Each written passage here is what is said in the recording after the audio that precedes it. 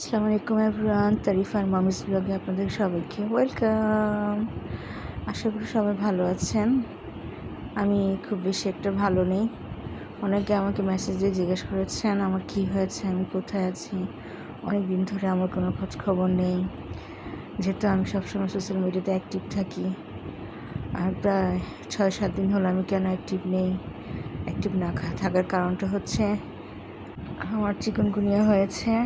So যাদের chikungunya হয়েছে তারা তো ভালো করে জানেন যে এই সময় হাঁটা চলা বলেন, বেড থেকে ওঠাও যায় না, সারা শরীরে ব্যথা, জ্বর।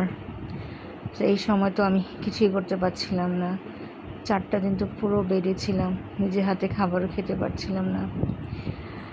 শরীরের কন্ডিশন খুব খারাপ হয়ে গিয়েছিল, কিন্তু আলহামদুলিল্লাহ এখন অনেকটাই ভালো আছি আপনাদের সবার দোয়াতে।